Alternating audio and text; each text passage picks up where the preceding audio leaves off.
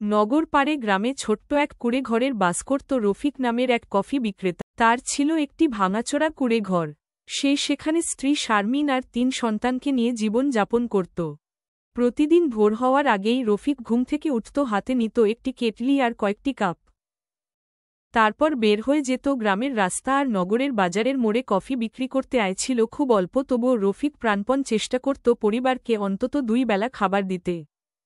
কি ক্যাপ 6 যখন সন্তানরা ক্ষুধার জ্বালায় কেঁদে উঠত, তখন রফিকের বুক ভেঙে যেত, চোখে পানি আসত, তবুও মুখে হাসি দিত। শারমিন ছিল ধৈর্যশীল ও আশাবাদী। সে রফিককে বলত, হতাশ হয় না রফিক, একদিন আল্লাহ আমাদের ভালো সময় দেবেন। তাদের সন্তানরাও স্বপ্ন দেখত।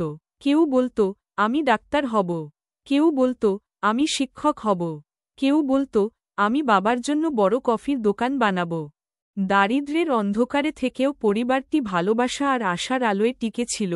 তাদের কাছে সবচেয়ে বড় সম্পদ ছিল পরস্পরের প্রতি ভালোবাসা। আর সেই ভালোবাসাই ছিল তাদের জীবনের শক্তি। আপনাদের কাছে এই ভিডিওটা ভালো লেগে থাকলে লাইক, কমেন্ট, শেয়ার করে পেজটি ফলো করে দিন। আরও নতুন নতুন ভিডিও পেতে আমার পেজটি সাথে থাকুন।